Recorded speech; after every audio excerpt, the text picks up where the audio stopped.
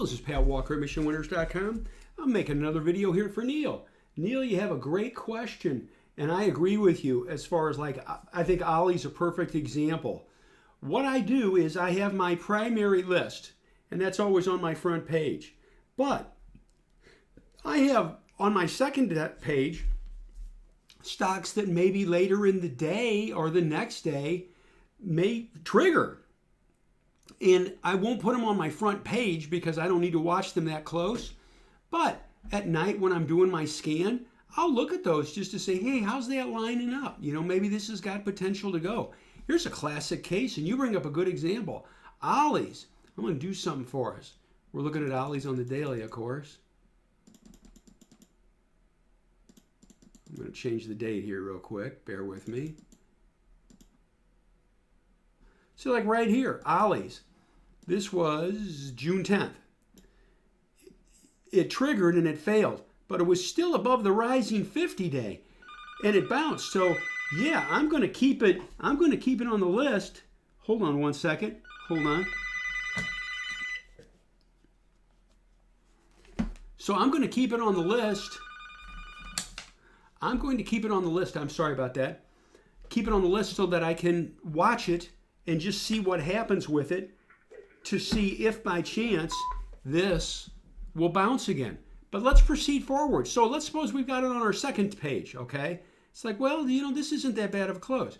Let's advance it a day and see what happens. Oh, okay, well, that's kind of a bad day, but it's still above the 50-day. It's on my second page.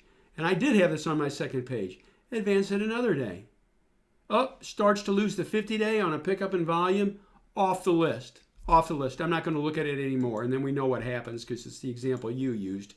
It starts to do this, then it's definitely, you know, I'm not going to look at it right now.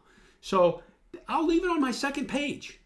And I'll look at those a couple of times during the day just to see what's going on. So I don't give up on them, but then eventually when it finally gets rough, it's off my page and I'm done with it and off my second page. And I don't look at it anymore and I take the limit alert off.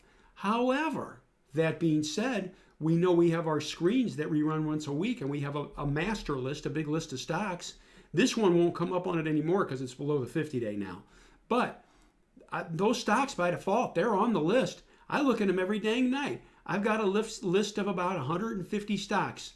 I run my screens, and that's my master list for the week, and I go through them every night to see what's on there, and then I'll take some off as they start to lose like moving averages and the chart pattern gets broken.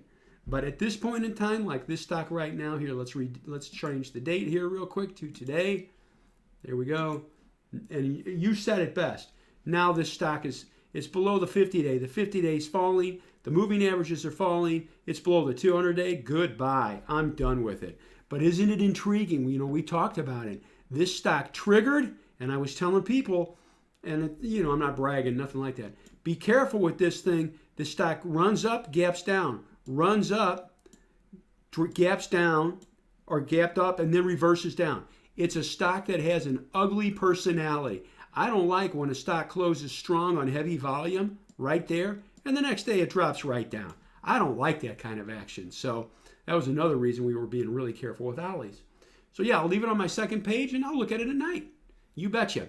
So we have our list, and then some of them may come off, but they're not broken that bad enough yet to take completely off my system. And I think you do the same thing. I think it's smart. It's smart. So thank you so much. I appreciate you asking.